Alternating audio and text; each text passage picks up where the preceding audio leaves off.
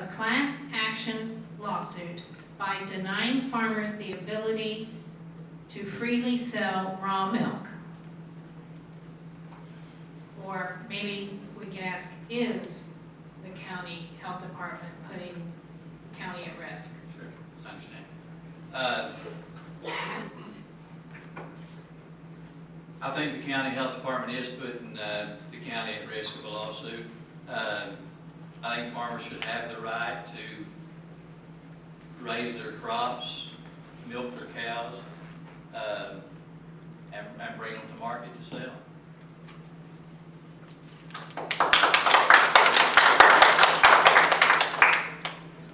Mr. Thompson, again, this is a question from the audience. Other than the economy, what is stifling our growth or even stunting our growth when it comes to how the county is administered?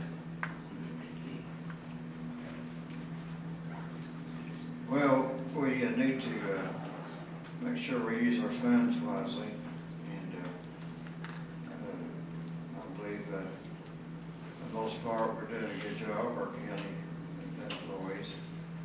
I think that's about all I can say about it. We just have to use our funds more wisely and think of ways to get more revenue in here, and that's all. All right, this one's for Mr. Weeder, and it's from the audience. I live in rural Christian County. Many of my friends and neighbors work in construction and related fields. When the International Building Code, IBC, was implemented in 2007, it raised the cost of building a house by 25%, including permits. This stopped work for them. The consensus in the Eastern Christian County is that the IBC costs and complexity killed most construction jobs. If a proposal were on the table to replace the IBC with a simple local code based on a minimum industrial standards, would you vote yes or no?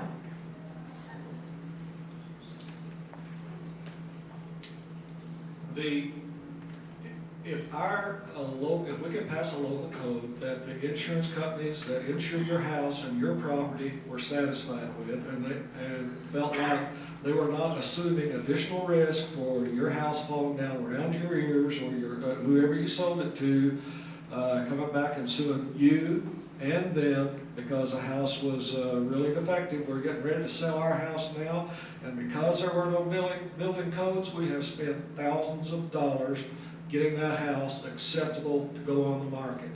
Now, the insurance companies are going to have a say in this, and they are not going to sign off on something that is defective construction. This question is for Mr. Palmer. Again, it comes from the audience. At the forum the Republican women held last week, you were asked if you were a libertarian. You stated you were a Republican and always voted that way. It has come to light that you had a petition in your booth at the Ducks race and the Christian County Fair to put an independent on the ballot to run against our Republican Treasurer, Karen Matthews. Can you explain this? It's real simple. It's our system.